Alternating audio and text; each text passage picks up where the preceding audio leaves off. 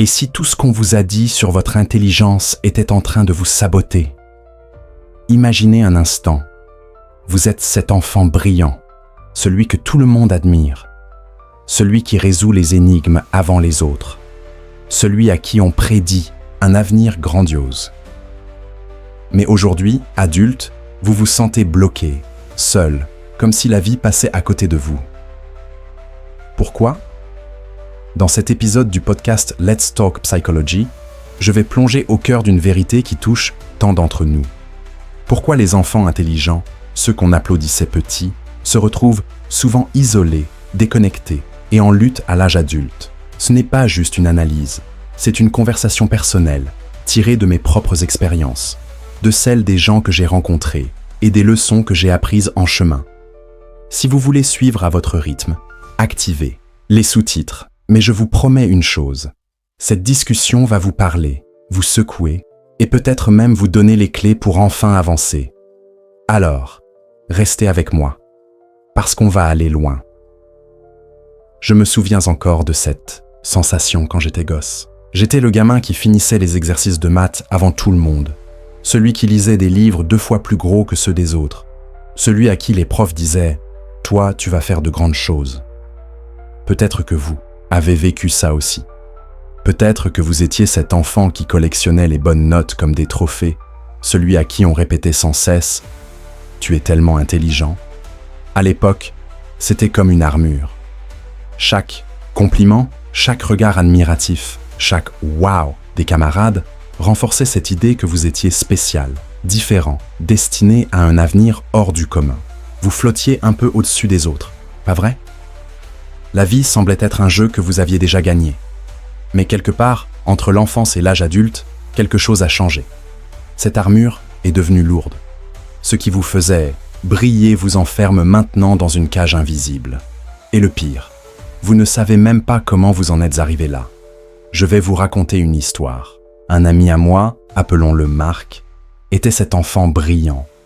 À 10 ans, il gagnait des concours d'orthographe, résolvait des équations que même ses profs avaient du mal à suivre, et tout le monde lui disait qu'il deviendrait ingénieur, scientifique ou même PDG un jour. Mais aujourd'hui, Marc a 32 ans et il passe ses journées dans un boulot qu'il déteste, à scroller sur son téléphone, à se demander pourquoi il n'a pas d'amis proches, pourquoi il n'a pas la motivation de changer de vie, pourquoi il se sent si vide. À l'extérieur, il a l'air d'aller bien, il est toujours brillant, toujours capable de tenir une conversation intelligente. Mais à l'intérieur, c'est une tempête. Il m'a dit un jour, les yeux baissés, « J'ai l'impression que tout le monde a trouvé sa place, sauf moi. » Si ça vous parle, si vous ressentez ce vide, cette déconnexion, alors écoutez bien, parce qu'il y a une raison à tout ça et une issue. Le problème commence tôt, dès l'enfance, quand on vous colle cette étiquette, intelligent. Cette étiquette, c'est comme une étoile qu'on accroche sur votre front. Elle brille, elle attire l'attention, elle vous définit. Les profs vous donnent des responsabilités supplémentaires. Les parents vous vantent auprès des voisins, et même vos camarades, qu'ils vous admirent ou vous jalousent, vous traitent différemment. Pendant un temps, c'est grisant.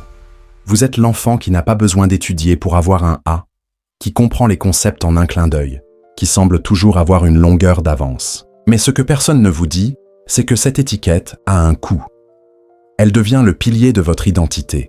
Vous n'êtes plus juste un enfant, vous êtes l'enfant intelligent.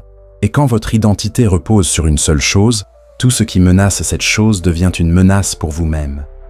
Pensez-y comme à une maison bâtie sur un seul pilier. Tant que le terrain est stable, tout va bien. Mais dès que le sol tremble, dès que vous rencontrez un obstacle, un échec ou quelque chose qui ne vient pas facilement, la maison vacille. Parce qu'on ne vous a pas appris à construire sur autre chose. On ne vous a pas appris à valoriser l'effort, la persévérance ou la vulnérabilité. On vous a appris à valoriser le succès sans effort. Chaque fois qu'on vous félicitait, c'était pour votre rapidité, votre facilité, votre capacité à briller sans transpirer. Waouh, tu as eu 20-20 sans même réviser. Tu as compris ça tout seul? Incroyable! Avec le temps, vous avez internalisé une croyance toxique. Si je suis intelligent, tout devrait être facile pour moi. Et cette croyance, aussi innocente qu'elle semble, plante une graine qui va tout saboter. Parce que la vie, elle, ne fonctionne pas comme ça. À l'âge adulte, les choses deviennent compliquées. Les problèmes n'ont plus de réponse claire comme dans un livre de maths. Les relations demandent de l'émotion, pas juste de la logique. Les carrières exigent de la résilience, pas juste du talent brut. Et quand vous tombez sur un défi que vous ne pouvez pas résoudre facilement, un projet qui vous échappe, une relation qui vous dépasse, un rêve qui demande des années d'efforts, vous ne le voyez pas comme un défi normal. Vous le prenez comme une attaque contre votre identité. Si je suis intelligent, pourquoi est-ce que je galère?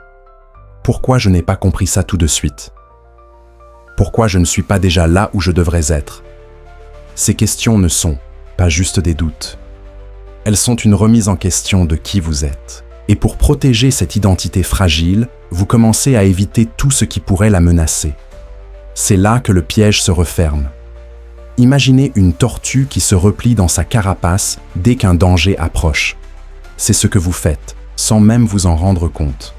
Vous arrêtez de lever la main à moins d'être sûr de la réponse.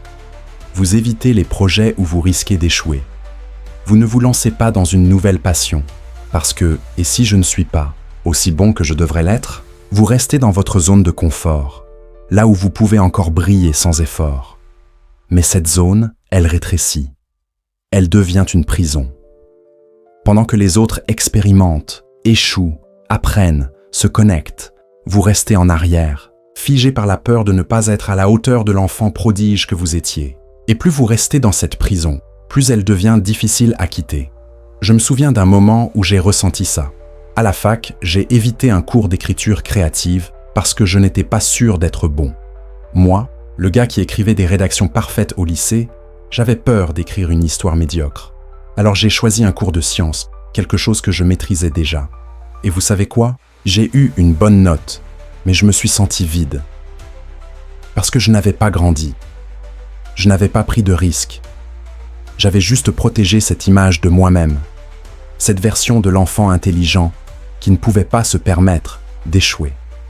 Et en faisant ça, j'avais raté une chance de découvrir quelque chose de nouveau sur moi.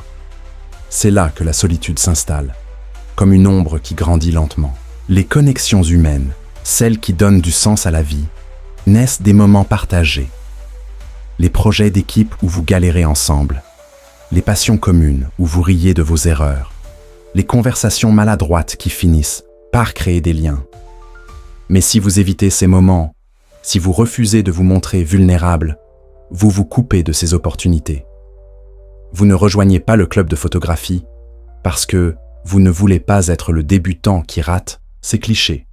Vous évitez les discussions profondes parce que vous ne savez pas comment naviguer dans l'émotion. Vous passez à côté des amitiés, des amours, des expériences, parce que chaque pas hors de votre zone de confort semble être un risque de ne pas être assez intelligent. Et petit à petit, vous vous retrouvez seul, non pas parce que vous êtes différent, mais parce que vous avez arrêté de participer à la vie. Pourtant, le besoin de connexion ne disparaît pas.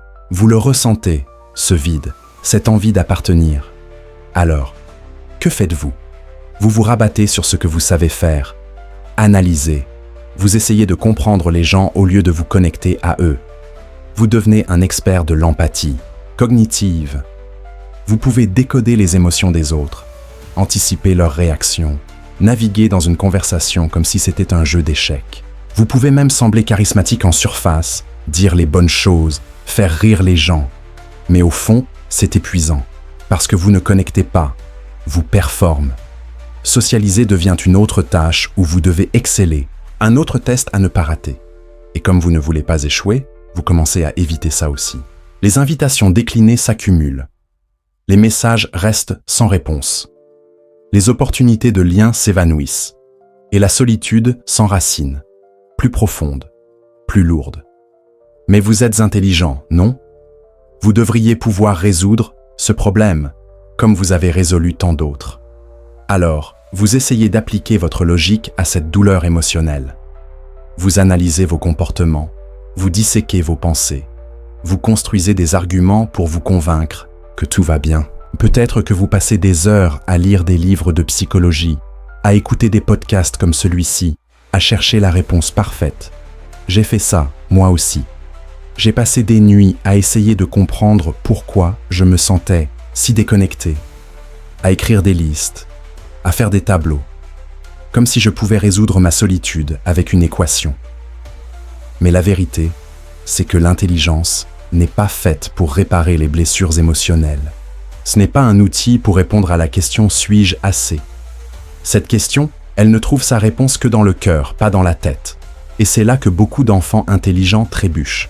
Parce que pendant qu'on développait notre intellect, on a souvent négligé notre intelligence émotionnelle. On a appris à résoudre des problèmes complexes, mais pas à gérer la honte d'un échec. On a appris à argumenter, mais pas à exprimer ce qu'on ressent. On a appris à briller, mais pas à être vulnérable. Et quand la douleur émotionnelle devient trop forte, quand la solitude devient insupportable, l'ego entre en jeu avec une dernière défense. Vous commencez à vous dire « Je suis seul parce que je suis différent. Les autres ne me comprennent pas. Je suis trop profond, trop complexe pour leur conversation banale. » C'est ce qu'on appelle l'arrogance défensive. Ce n'est pas que vous pensez vraiment être au-dessus des autres. C'est juste que c'est moins douloureux de se dire ça que d'admettre que vous vous sentez exclu, inadéquat ou perdu. Je me souviens d'une période de ma vie où j'ai fait ça. J'avais 25 ans, je venais de déménager dans une nouvelle ville et je n'avais pas d'amis. Au lieu d'admettre que j'avais peur d'aller vers les autres, je me disais « ils ne me comprennent pas, ils sont trop superficiels ». Ça me protégeait sur le moment, mais ça me gardait aussi seul. Parce que la connexion, la vraie, demande de l'humilité. Elle demande d'être vu, d'être vulnérable, d'accepter que vous n'êtes pas parfait et que c'est OK. Elle demande de descendre du piédestal que vous avez construit pour vous-même et de rejoindre le monde des autres avec toutes ses imperfections. Alors, comment sortir de ce cycle? Comment briser cette prison que vous avez construite? La première étape, c'est de lâcher prise. Pas de votre intelligence. Elle fait partie de vous et c'est une force incroyable, mais de l'idée que votre valeur repose sur elle. Vous devez arrêter de vous voir comme l'enfant intelligent et commencer à vous voir comme une personne en évolution, quelqu'un qui a le droit d'essayer, d'échouer, de grandir. Cela veut dire plonger dans l'inconfort, dans les situations où vous ne brillez pas, où vous êtes maladroit, où vous ne savez pas tout. Oui, c'est terrifiant. Oui, ça semble être un pas en arrière, mais c'est le premier pas vers une vie plus riche, plus connectée, plus authentique. Construire une nouvelle identité, c'est choisir de valoriser le courage plutôt que la perfection. C'est se poser des questions différentes. Qu'est-ce qui me fait grandir? Plutôt que qu'est-ce qui me fait paraître intelligent? C'est rejoindre une équipe même si vous n'êtes pas le meilleur. C'est inviter quelqu'un à prendre un café même si la conversation pourrait être gênante. C'est essayer une nouvelle passion même si vous êtes nul au début. Chaque pas, aussi petit soit-il, est une victoire. Parce que chaque pas vous rappelle que votre valeur ne vient pas d'être exceptionnelle, mais d'être humain. Avec toutes vos imperfections, vos doutes, vos maladresses. Je vais vous donner un exemple concret. Il y a quelques années, j'ai décidé d'apprendre à danser. Moi, le mec qui avait toujours été le cerveau et jamais le danseur, je me suis inscrit à un cours de salsa. Les premiers cours étaient humiliants. Je trébuchais, je ratais les pas. Je me sentais ridicule. Mais quelque chose s'est passé. En continuant, en acceptant d'être mauvais, j'ai commencé à m'amuser. J'ai rencontré des gens. J'ai ri de mes erreurs. Et pour la première fois depuis longtemps, je me suis senti vivant. Pas parce que j'étais le meilleur danseur, loin de là, mais parce que j'avais osé essayer. Et c'est ça, la clé. Oser être imparfait. Voici quelques étapes pratiques pour commencer. D'abord, identifiez une chose que vous évitez par peur d'échouer. Ça peut être une conversation, un projet, une nouvelle activité. Ensuite, faites un tout petit pas vers cette chose. Pas besoin d'être grandiose. Envoyez un message, inscrivez-vous à un cours, posez une question. Ensuite, quand vous le faites, remarquez ce que vous ressentez. Oui, ce sera inconfortable. Oui, vous aurez envie de fuir. Mais restez, respirez, laissez l'inconfort être là. Parce que de l'autre côté de cet inconfort, il y a de la croissance, il y a de la connexion. Il y a une version de vous qui n'a pas besoin d'être parfaite pour être entière. Et si vous vous sentez bloqué, déconnecté, ou comme si vous regardiez la vie des autres à travers une vitre, sachez que vous n'êtes pas seul. J'ai vu ce schéma chez tant de gens, des amis, des collègues, des auditeurs de ce podcast. Et je l'ai vécu moi-même.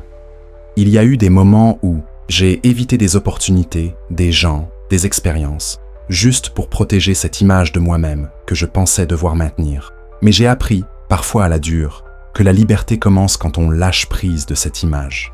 Quand on arrête de vouloir être la personne la plus intelligente de la pièce et qu'on commence à vouloir être simplement dans la pièce, avec les autres, dans toute notre humanité. Alors, voici mon défi pour vous. Faites un pas aujourd'hui, pas un pas parfait, pas un pas brillant, juste un pas. Envoyez ce message que vous repoussez depuis des jours. Essayez cette activité qui vous fait peur. Dites à quelqu'un ce que vous ressentez, même si les mots ne sont pas parfaits. Parce que la connexion, elle ne vient pas quand vous êtes prêt ou quand vous êtes parfait. Elle vient quand vous vous montrez tel que vous êtes, avec vos peurs, vos doutes et votre courage. Si quelque chose dans cette discussion vous a touché, si vous vous êtes reconnu dans ces schémas, ou si vous avez eu un déclic, partagez-le dans les commentaires. Dites-moi ce qui résonne en vous, ce qui vous bloque, ou même ce que vous ressentez en ce moment. Vous seriez surpris de voir à quel point nommer ces choses peut être libérateur, et combien d'autres personnes se reconnaîtront dans votre histoire. Merci d'avoir écouté cet épisode de Let's Talk Psychology. Prenez soin de vous, de votre cœur et de votre esprit. Et surtout, rappelez-vous, vous n'avez pas besoin d'être le plus intelligent pour trouver votre place. Vous avez juste besoin d'être vous, et c'est déjà plus qu'assez. À très bientôt pour le prochain épisode.